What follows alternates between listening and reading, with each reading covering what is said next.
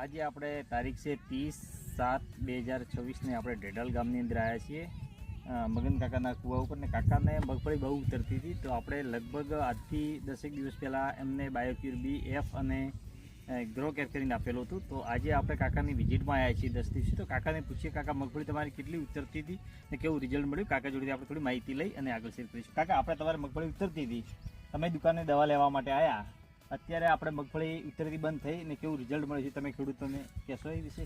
Result સારામાં સારું છે એનું. હા, ઉતરવી બંધ થઈ ગઈ. બરોબર. અને એનો મગફળીના જે છોડ હતા એનો પણ વિકાસ થયો અને ફૂલડો બીજો ખૂબ બેટર અને આમ દેખાવમાં વિકાસવાળી હારી છે. એના પોંદડો બોંદડો વિકાસ છે, એનું ઝાડ પણ હારામાં હારું વધી ગયું. એ દવા નોશા ચીડ હો ભાઈ, નકર આટલી બધી બળમાં હતી ને ઉતરતી જ હતી અને જાવા મોડી હતી, ઉતરતી હતી ને વિકાસ હતો નહીં.